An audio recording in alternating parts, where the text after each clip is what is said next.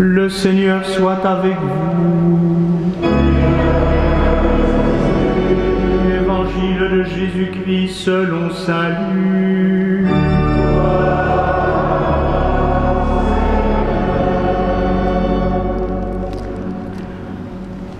En ce temps-là, Jésus entra dans un village. Une femme nommée Marthe le reçut. Elle avait une sœur appelée Marie qui, s'étant assise aux pieds du Seigneur, écoutait sa parole. Quant à Marthe, elle était accaparée par les multiples occupations du service. Elle intervint et dit « Seigneur, cela ne te fait rien que ma sœur m'ait laissé faire seule le service. Dis-lui donc de m'aider. » Le Seigneur lui répondit « Marthe, Marthe, tu te donnes du souci et tu t'agites pour bien des choses. Une seule est nécessaire. Marie a choisi la meilleure part, elle ne lui sera pas enlevée. » Acclamons la parole de Dieu.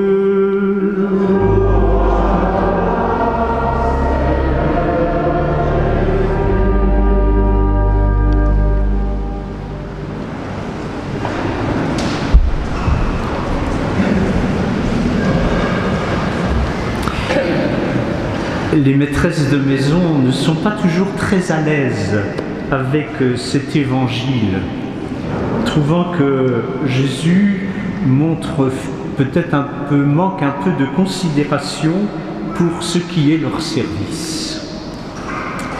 Pourtant, ce que Jésus reproche à Marthe, ce n'est pas son service, et il apprécie son hospitalité. Manifestement, il y a de l'amitié entre elle et Jésus. Ce qu'il lui reproche, c'est de se laisser accaparer par ce service au point de n'être plus présente à la conversation avec son hôte, ce qui est toute l'occupation de sa sœur. Mais si vous le voulez, lisons d'un peu plus près ce récit. Dans l'évangile de saint Luc, il s'enchaîne directement après la parabole que nous avons entendue dimanche dernier, la parabole du bon samaritain.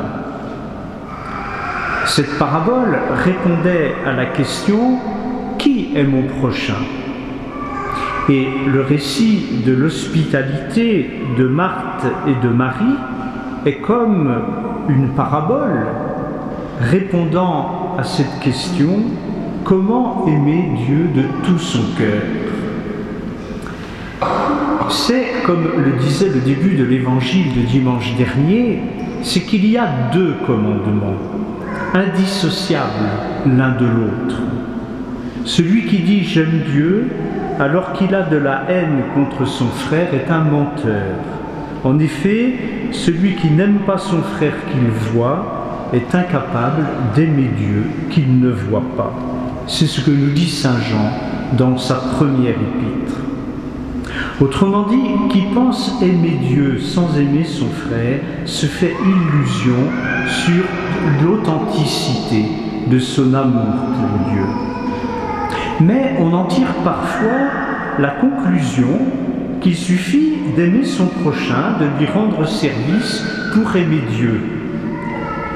S'ils sont indissociables, les deux commandements ne sont pas solubles l'un dans l'autre, si on peut employer cette image. Si l'amour du prochain est la marque d'authenticité de notre amour de Dieu, il ne dispense pas d'aimer Dieu lui-même. Comment aimer Dieu de tout son cœur, de toute son âme, de toute sa force, de tout son esprit? On peut remarquer en premier que cet amour de Dieu est pour nous, de notre part, d'abord un devoir de gratitude, un devoir de reconnaissance aimante envers celui qui est notre Créateur et notre Sauveur. Sans aucune nécessité, par pure grâce et miséricorde, Dieu nous a voulu lui-même. Il nous a voulu et il nous veut dans la vie et dans l'être. Il nous a choisis dans le Christ, dès avant la création du monde, pour être en sa présence dans l'amour, nous dit saint Paul. C'est le fondement de l'adoration qui est réservée à Dieu seul et de laquelle il faut écarter toute idole dans nos vies.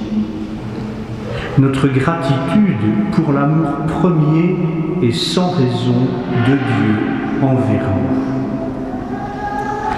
À travers l'exemple de Marie, l'Évangile nous donne deux indications sur la manière d'aimer Dieu de tout notre cœur. Pendant que Marthe s'active pour le service, elle s'est assise aux pieds du Seigneur. Par là, saint Luc veut indiquer qu'elle est toute attention, disponibilité, présence au Seigneur qui lui parle. Rien d'autre ne la distrait de cette attention au Seigneur. C'est une indication précieuse, je pense, pour notre prière.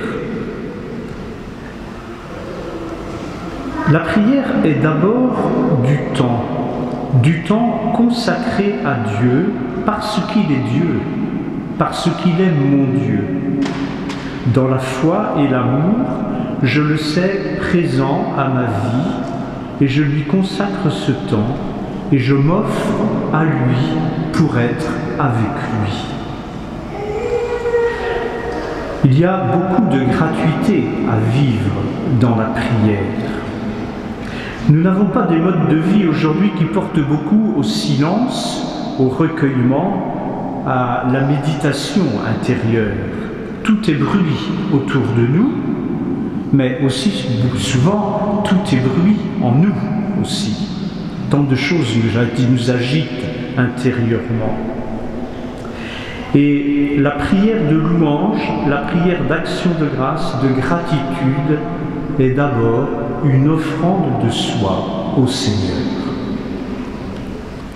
Tandis que Marthe s'est précipitée sur le service, assise aux pieds du Seigneur, Marie écoute sa parole.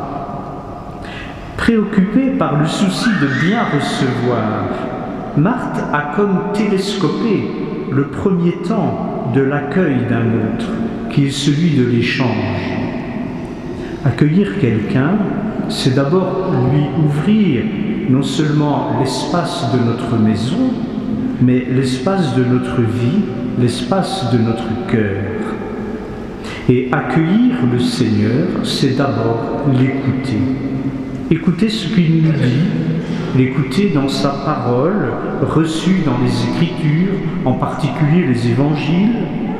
Écouter ce qu'il nous dit aussi à travers les événements de notre vie, car c'est là aussi que le Seigneur nous appelle, nous parle et nous rencontre. Dans le Notre Père, nous prions « Que ta volonté soit faite ». Cette volonté du Seigneur, il nous faut la découvrir, la discerner dans les événements de la vie, pour les décisions à prendre, pour les conversions que nous avons à vivre. Alors comment vivons-nous cette écoute du Seigneur lui-même?